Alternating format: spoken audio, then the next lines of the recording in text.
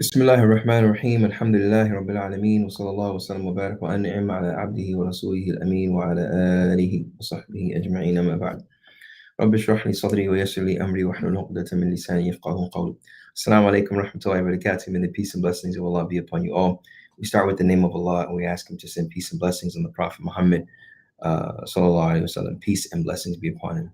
Now today what we're going to talk about is something called discipline. And discipline is how you definitely will survive in any aspect in life and in any goal that you want to achieve.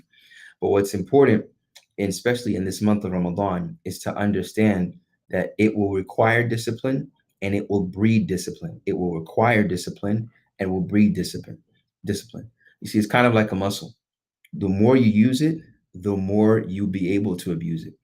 Okay. But if you don't use it, you'll lose it. So what's most important is that understanding that this month of Ramadan is a catalyst for a lot of them, a lot of things from them being disciplined, from them being disciplined. So when we see that the definition of discipline, which is consistent control to reach a goal, it's consistent control to reach a goal, that I have control over myself in order to reach a goal that I want to get. And I know, and what's more than that, and what's another step is I know the only way that I can reach that goal is to have control and to have that control over a consistent period of time. So, when talking about firstly, discipline, you know, those of you, this may be your first Ramadan, and congratulations, you've made it. And, you don't know, you're kind of nervous. Like, man, this is the first time I haven't eaten or drinking and drink. Is this going to be something that I'm going to be able to do? Firstly, know that thousands of Muslims that are probably weaker than you physically have done it. So it's something that is possible, especially if the one that created you has made you and knows your abilities, and he is the one that legislates this action for this amount of time. Know that you are able to do so if you are physically sound, if you don't have any particular ailments that may take you outside of the obligation. So understand initially that definitely it's okay to be nervous. This is going to be your first year, but know that it's possible. But most importantly, the element that will make it much easier and will make you successful in this fasting from a mental standpoint and even a physical standpoint is discipline. Having that control over what? The control over your desires. Knowing that your desires can seduce you to do that which is not beneficial for yourself or your soul. So just as we desire sugar, we desire sweets, we desire companionship. Now, one that may desire companionship may get with someone that's not beneficial for them, may not be looking for marriage, and it could just end up to a huge problem that one will regret. Why? Because they fulfilled that desire at the moment and they weren't disciplined enough to stop them into doing that which is more beneficial for them, being beneficial for their soul. So when it comes to eating, you stop by the fast food restaurant, you're in a hurry or you're not even in a hurry, and something tastes really good, but then you regret it the next day or the next year when you look at yourself and you say, how did I get here? Or you know how you got there because you kept eating junk food. Or financially spending money on any one of these things, whether it's somebody or something, and you know that it's a temporary solution to a long-term problem, or it's a temporary fix just to get in order to fulfill yourself at that limited amount of time, and you know that it's going to be limited, and you know it's going to be detrimental. So what's important is to have that mode of discipline, and discipline linguistically even means teach, as some of you mentioned, means to punish. But when we see discipline, it is definitely a means of freedom, because you are free from the shackles of seduction of your desires. You're free from the seduction of your desires. And that's deep, because you know that when your desires come in and they're strong and you're looking at something or you're feeling something and you want to do it, the discipline is what stops you and suppresses that desire, steers that desire, puts it in check to where you have control over your life, because everything that you do is made up of choices. And the choices that you make could be fulfilling the desire to an extent that's irreversible. It could be fulfilling the desire to an extent to where you may do something that you will regret, or it will put that desire in check and steer it to that which is beneficial for you. So when we look at the month of Ramadan, it is definitely a month of discipline. We even say spiritual discipline. And from there, everything trickles down. So when we're talking about, for instance, the prayer is something that you maybe haven't done 5 times a day. You know, you've been Muslim and you haven't uh, prayed the Fajr prayer, the morning prayer on time. You've never prayed it. You've been Muslim for about a week, 2 weeks, 2 years, 2 months. But in this month of Ramadan, you say, you know what? I'm going to try my best.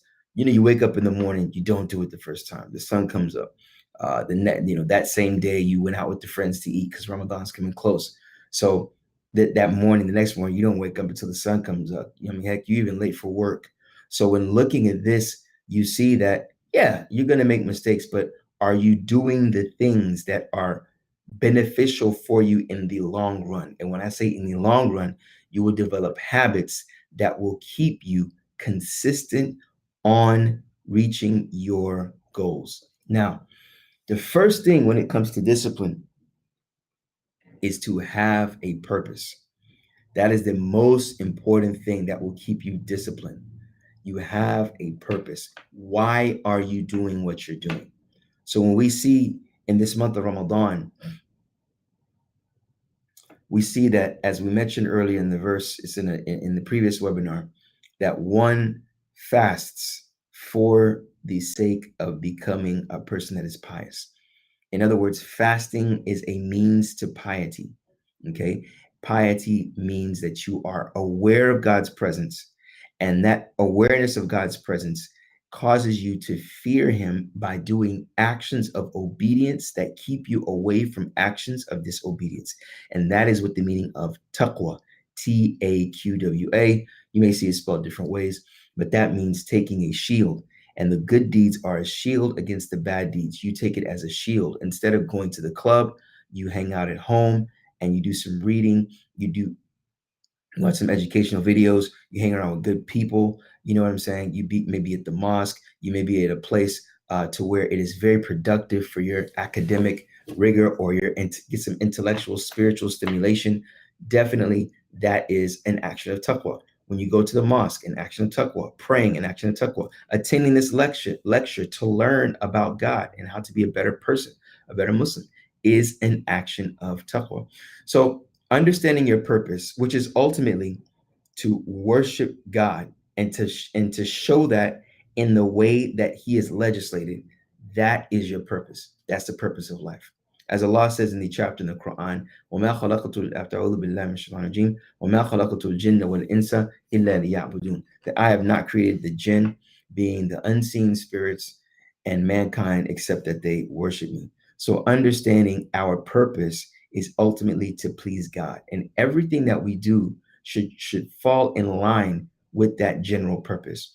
So when we look at the month of Ramadan, we see, or we may say to ourselves, that the month of Ramadan is a month of fasting, reading Quran, prayer. Yes, but is the purpose of the month of Ramadan to pray?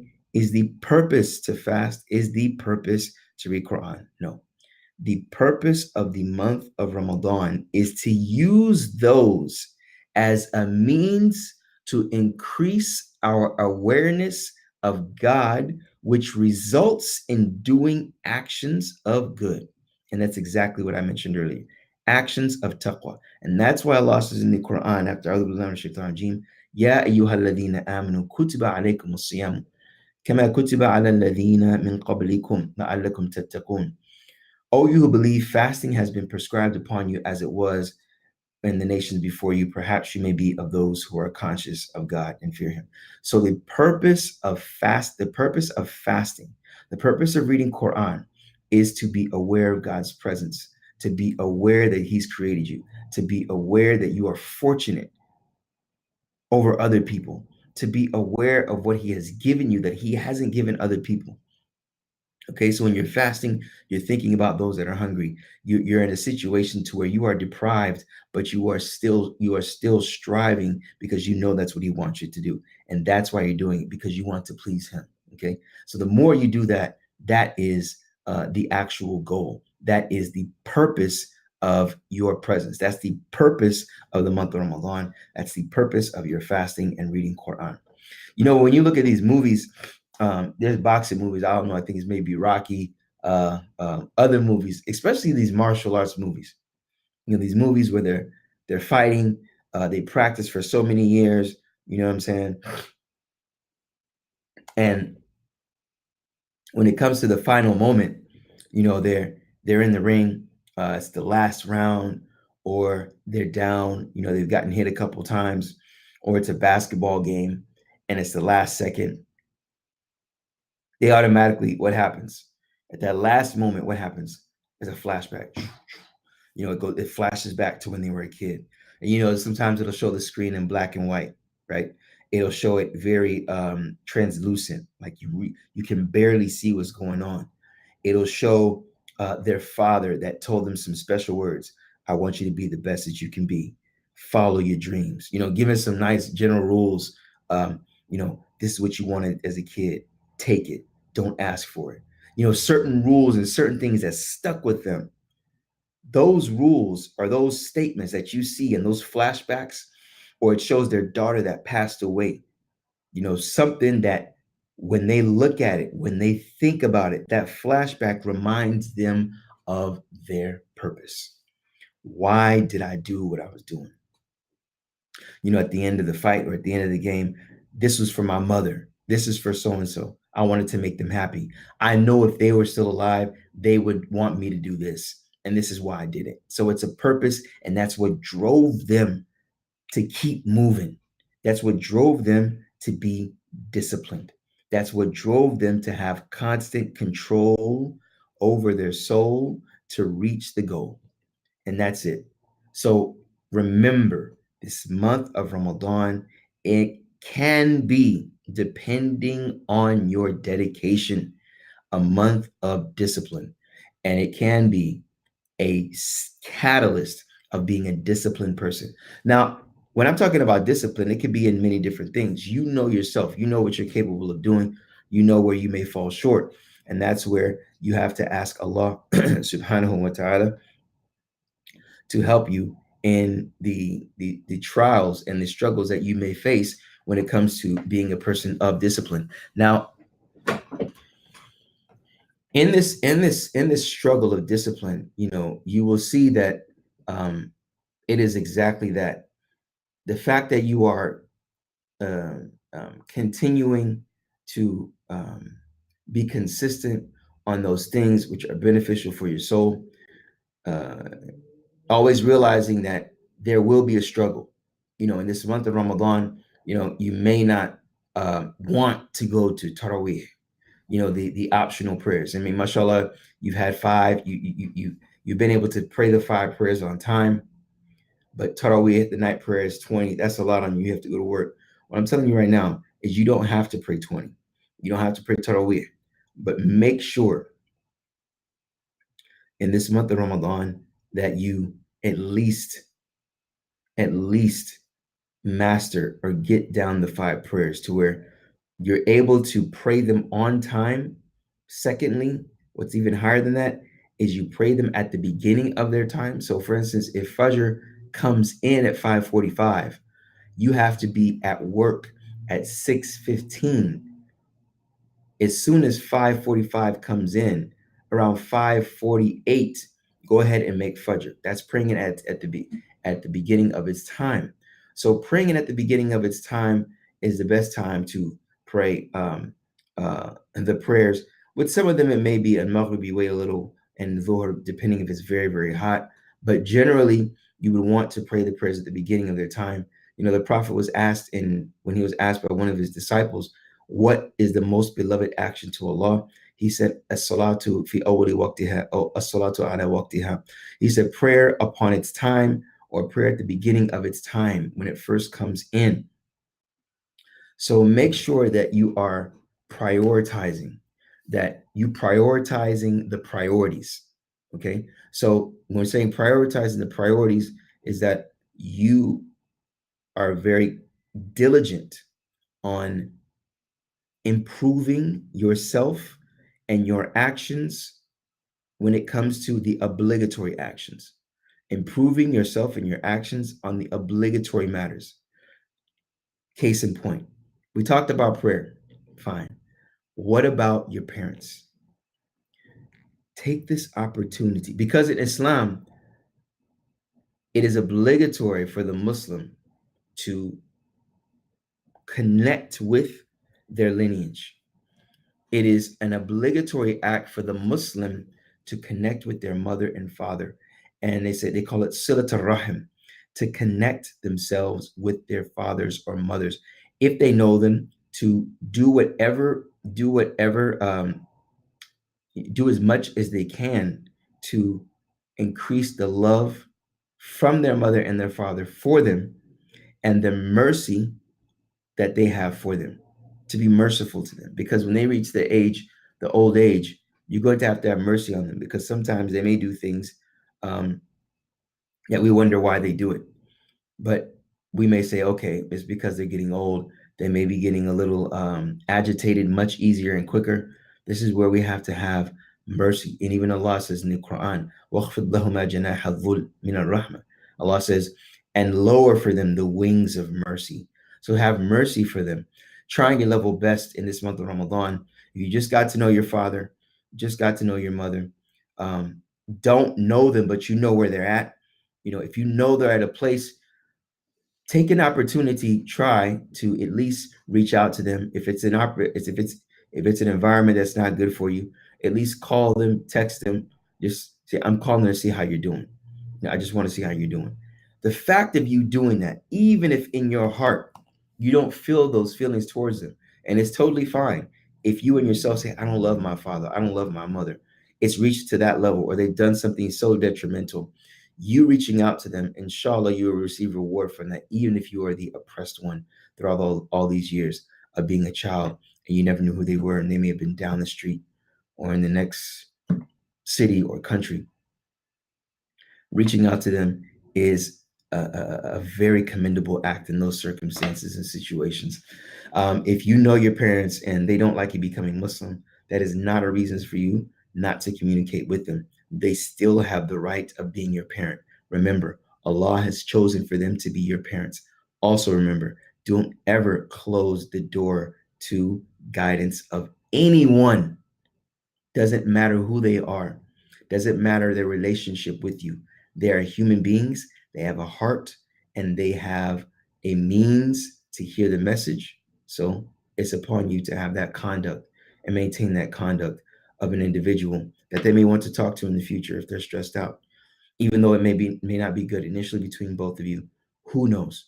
So with this, brothers and sisters, discipline is important in this month of Ramadan.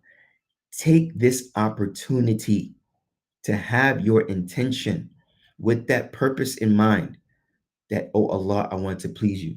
Make me strong in this month of Ramadan. Oh Allah, give me the strength to do the actions of good that you are most pleased with and keep me consistent upon that.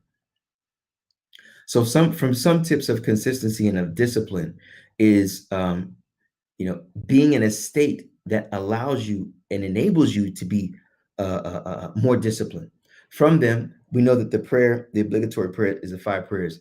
Most of the time, the Fajr prayer is that which is difficult. So taking the opportunity of sleeping early. If you know that, you go to a mosque and they pray 20 rak'ahs of Tarawih, you want to be with the community, you like the mosque, you'll find a lot of times they'll pray 8. So pray 8, go home, go to sleep early to where you can wake up for Fajr. Fajr is more of a priority than the Tarawih. Fajr is more priority than those optional prayers that are after the night prayer being Isha, okay?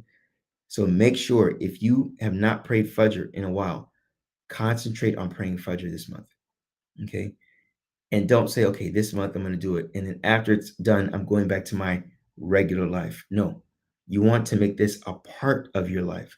So be consistent on that. And that consistency definitely comes with getting a good amount of sleep and your mental capacity, even. When you get a good amount of sleep, this is what will help you in your body and your health in general. Secondly, talking about eating, you know, eating right and eating light. When making iftar, make iftar, when you break your fast, break it on something light. Do not eat anything with a lot of sodium. Don't even drink a lot of water because it can keep you bloated. Because at that time, when you break your fast, your body's going to absorb everything so quickly and hold on to it because it's kind of in survival mode because you fasted for over 10 hours. So the fat is storing water to preserve you and keep you alive. So when you break your fast, whatever you eat, it's going to take hold of it. So get something like those Mejdul dates from California, those big dates are called Mejdul, Mejdoo.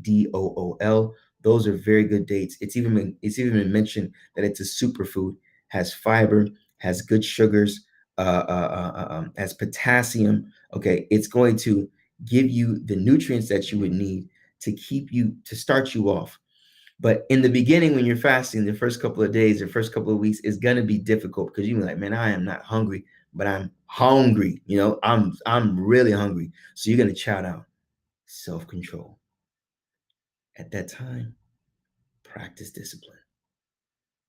And you will see that when you drink that water, you have that date. You wait for about 45 minutes, maybe two dates. Half a glass of water, maybe those styrofoam cups full of water. You sit there and you relax and you wait for Salat al-Maghrib. You pray Maghrib, okay? And then after that, you wait for about 15, 20 minutes. Let your body absorb it and then go back and eat. Those are some of the things that we want to talk about, inshallah ta'ala. Definitely sleeping right and eating right in this month of Ramadan will keep you fresh, will keep you sharp, and will keep you focused to where you can be consistent in this beautiful month of Ramadan. Allah subhanahu wa ta'ala says in the Quran, أَفَرَأَيْتَ مَنِ اتَّخَذَ إِلَهَهُ هَوَاهُ.